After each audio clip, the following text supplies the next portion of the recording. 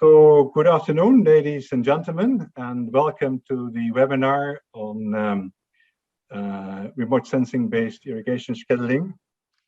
We're presenting today the first results of a new partnership between IrriWatch from the Netherlands and WRMS from India. And it's a partnership developed over the last 6 months.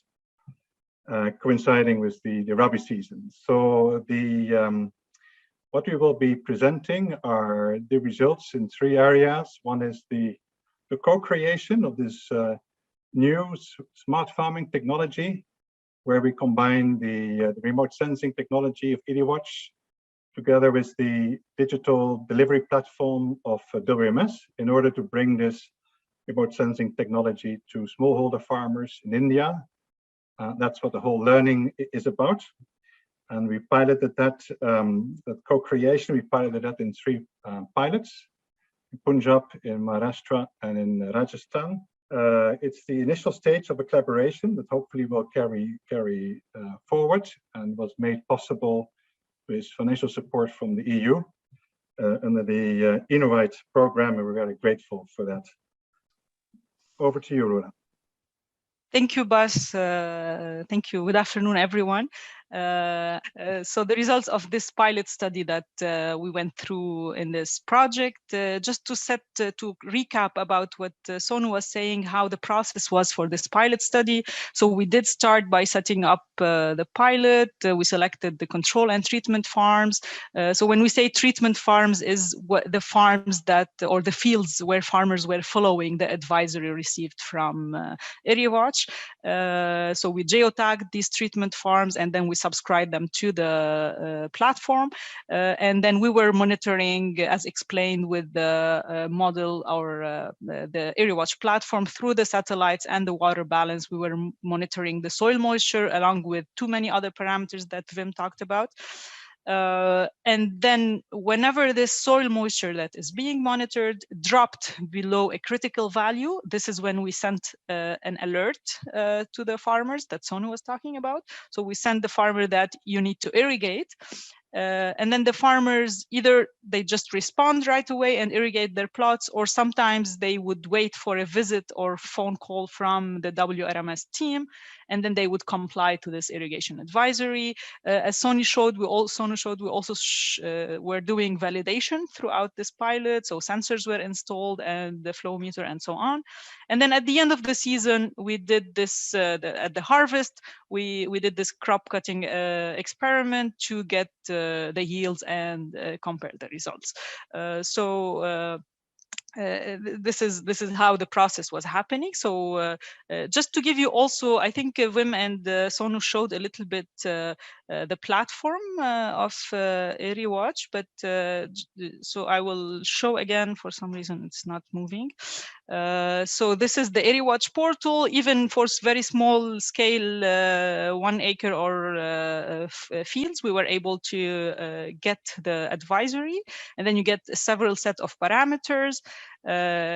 So you can have maps where it's visual, where you can see it, but you can also, when you click on any of these fields, you will get this, what we call the traffic light or soil moisture profile in the root zone.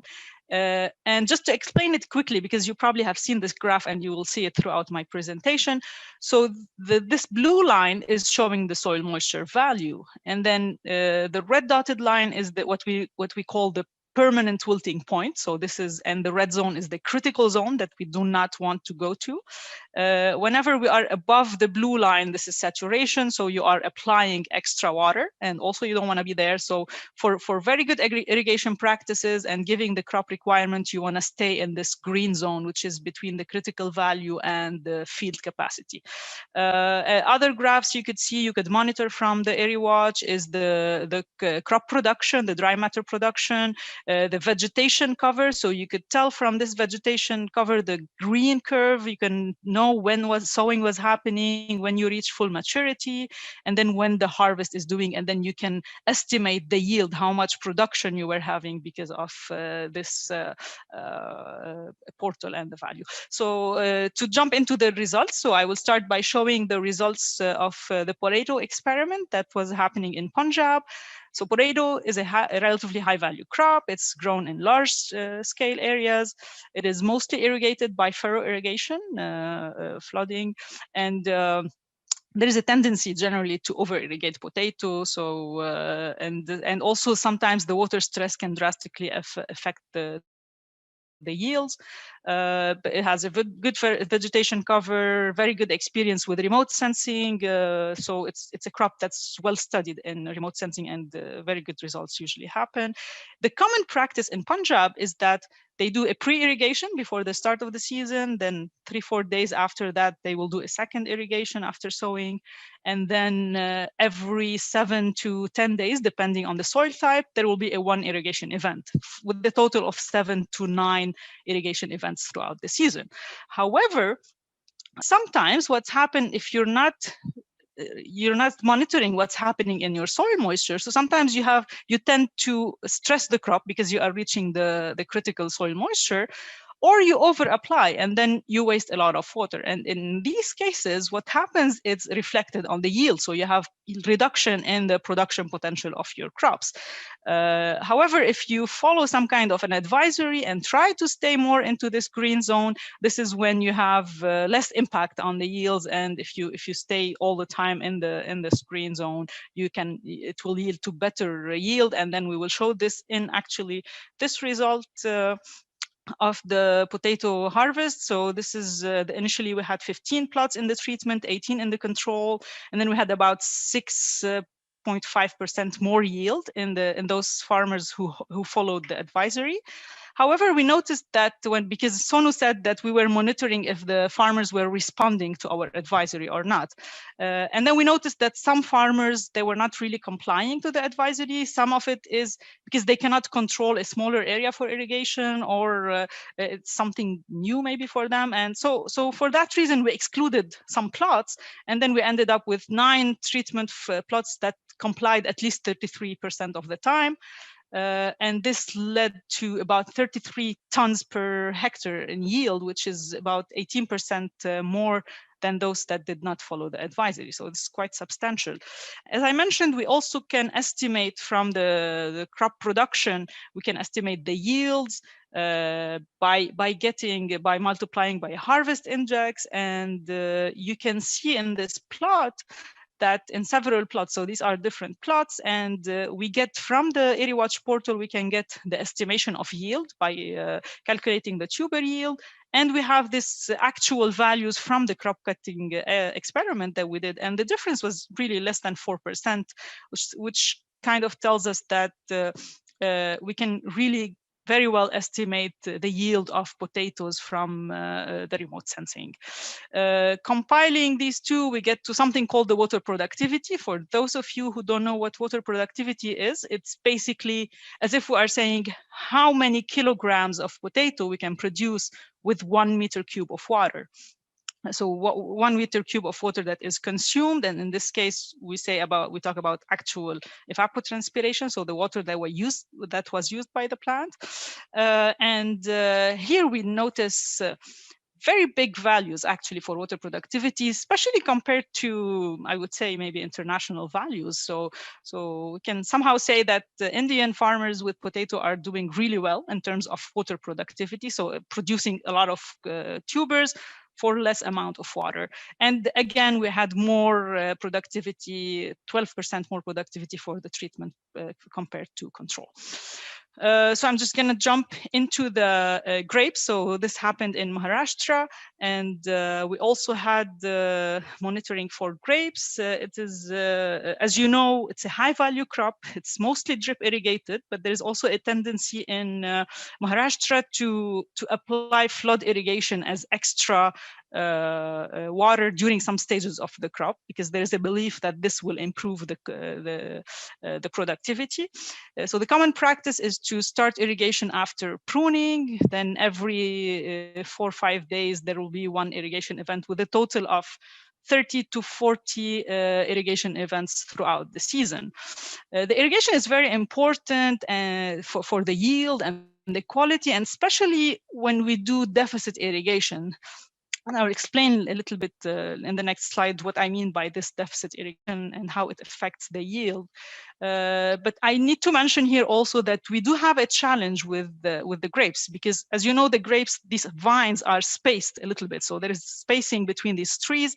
And sometimes some people have, or some farmers have, like cover crop, or sometimes there are weeds under the vines. So these sometimes could mislead the crop production. However, with good monitoring, we can always overcome this by seeing when the season is starting and when the pruning happened. So this is a graph showing a treatment field where the farmer applied a controlled deficit irrigation. And this controlled deficit irrigation, it happens during a phase that we call the pre-veraison. The pre-veraison is just before the maturity of the grapes seeds. And with this controlled deficit irrigation that you do on purpose, you want to drop this line below the critical moisture value. This is to improve the quality and make it sweeter. So this is something that you can do by monitoring the soil moisture. So not only, so this is a very useful tool for farmers that are looking more into quality of grapes. Going to the results of this grape experiment, so we had 14 plots in treatment, 10 in control. And then we had 24% more yield in the treatment group. Only one field was in the treatment, but we moved it to the control because there was no compliance from the farmer, so we adjusted, we moved it to the control group, and we had about 14 tons per hectare for treatment and 11.7 for the control group. So again, for productivity, how many kilograms of grapes we can produce with 1 meter cube of water? So it's 5.7 for the treatment group and 4.1 for those who did not follow the advisory. So that's 40% more yield with farmers receiving irrigation advisory. Again, sorry, I'm going fast maybe, but I want to show you a hint of everything. The cumin was done in Rajasthan. Okay, and I'll click next. So for cumin is a very challenging crop. So some people think it's a volatile crop, and it has too many factors that can affect the yield. And especially some fungal diseases. For those of you who know about cumin, it's affected by the blight, the wilt, and all these things. It's a flood irrigated crop mostly. And the common practice is that they apply a lot of water only 3 or 4 times throughout the season. And it's a crop that does not have a good vegetation cover. So it's a bit challenging for remote sensing. And there are no real experiments or studies on cumin with remote sensing. So we had to take, like a good attention and good look to together learn about this crop and see how we can manage this. And especially because there are very few irrigation events that usually happen. And it's difficult to change the mindset of farmers from like irrigating, I don't know, like 3 times per season to irrigate more often. This is are the initial results. So when we looked at the treatment and control groups, I cannot say there were real differences between the 2 groups, but at the same time, we cannot really talk about treatment and control because sometimes the compliance to the advisory was not full, and most of the time there was over irrigation. So it was a lot of water in the root zone that the farmers did not really receive alerts to go and irrigate. There was always high moisture. And then the ranges for yield are high. So we thought, okay, let's take a deeper look and see what was happening in this root zone. So we tried to monitor what was happening in the root zone. And then we noticed, when we were staying inside this green zone or the blue, so when we did not drop to the red zone, so when no critical soil moisture level were reached, we had really high crop yield. So we had high yields, no loss in crop production. The same happens. This is another example, another field, no drop into the red zone, and then high yield. However, when we had instances where the soil moisture was in this red zone, so there was values below the critical level, we obviously see here a drop in crop production and even lower yields. So here you see the orange line here is the potential, how much this crop can produce if it was well irrigated. But then the blue line is what was happening actually. And this is where we notice in all these fields that we monitored, that when it dropped below this red zone, the yields were lower, so we lost production. That's why we took again these fields and then we reclassified. Instead of classifying between treatment and control, we said, okay, we're going to look at those fields where the moisture dropped below critical value or did not. And then we noticed that we had about 15% more yield in those plots that stayed above the critical value, and about less into the other plots. So. And so to conclude, just to wrap the results, so we noticed in all these pilots that we had 18% more yield and 12% more water productivity when complying to the irrigation advisory in potato. We are able to estimate the yield quite with good accuracy. 24% more yield for grapes, the cumin, and also 40% more water productivity. The cumin, we saw that there is a potential to improve yield. It's not conclusive. Further studies are needed to confirm these findings, especially to monitor the effect of this extra water, extra soil moisture, what is happening when this is happening, when this happens. And if I want to say as a scientist, if I want to look at this pilot study, I cannot say statistically, I would say statistical significance difference between the pilot and the control, because the treatment and control, because the size of this sample, if I want to say, is relatively small, because especially we excluded some plots, but the values were there, the averages are there, the results are there, it's higher. But as a scientist, I have always in the back of my hand that this is not statistically significant. So definitely further studies are needed. We did notice that throughout this pilot study that it's possible to integrate the irrigation IrriWatch advisory into the digital platform of SecuFarm, and this actually improved the communication with the farmers. So especially through the SMS, the WhatsApp, the field visits. So this improved the advisory. It is definitely suited for different types of crop, for different types of soils and irrigation systems. The yield and water productivity improved when we comply to the advisory. Looking forward for the Q&A session. Thank you. Back to you, Bas. Thank you, Rula, for such an enormous amount of information. So we have now, as we're running a little late, but we have invited a few distinguished panel members to share their observations with us. Here comes the role of IrriWatch and SecuFarm platform, because now we have to achieve ultimately the precision irrigation, and because basics have been achieved, and obviously the stage is set for the precision irrigation. And coming to your second question, that what is the role of the private players, corporates, I strongly believe that corporate needs to play an anchor role. We have to be the prime mover of all these initiatives, of course with the support of NGO partners, government organizations, and multilateral agencies. But ultimate responsibility lies with corporates, and also we are best suited to play this anchor role. So now the time has come where we need to move to the precision water or water positive agricultures, and this kind of technology, very good technology I would say, and which is sensor based plus satellite based, and all the geotag plots I think have given the better yield.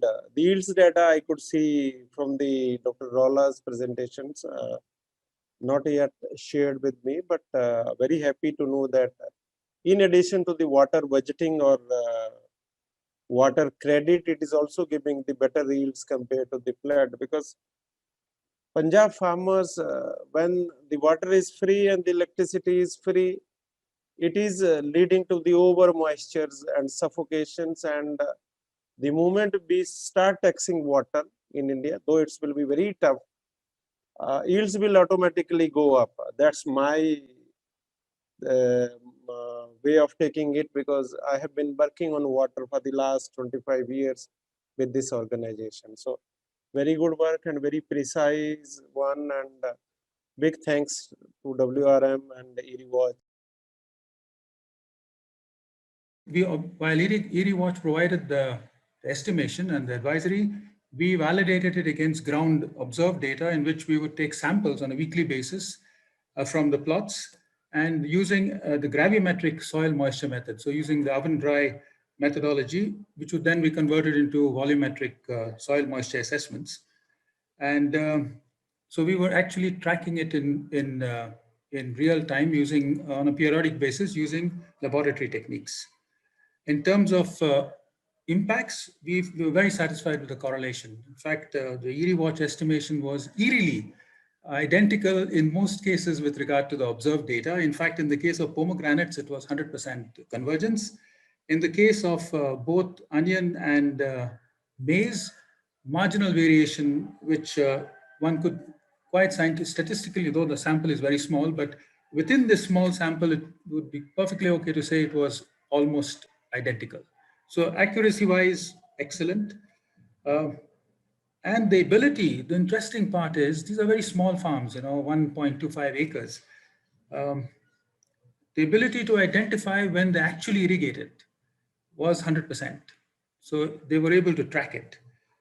We were quite satisfied. So the first question was, as a bank, whether we would see something profitable here or not. Yes, as a commercial bank, what we want is our farmers to get profit out of their ventures. And if it is remote sensing based irrigation scheduling, and if it is helping them to reduce their overall expenditure and reduce the management activity of the farm activities, then I think it is definitely helping. I really like the way IrriWatch is approaching, starting with a small farm holdings and trying to improve the irrigation utility and the crop productivity. I really appreciate it. Some challenges from farmers to accept and use this information technology. So these are typically not a technology which was demonstrated, but it's more of intelligence tool that farmers need to be interpreted. So to the most of the farming families are well connected, use smartphones as an entertainment thing. But when it comes to taking decisions based on the facts and data for an activity which is the only source of livelihood for them, there's an apprehension, and it normally happens when new things come into act. So thank you all very much. I know we are well over time, and I must say thank you, participants, for staying with us. We have had more than 50 participants, including at this very moment. I have noticed that Wim has been diligently answering the questions of the participants. The Q&A box is empty right now. Thank you, Wim, so much for you're already anticipating we were going to run late with so many speakers who were able to share all the great insights.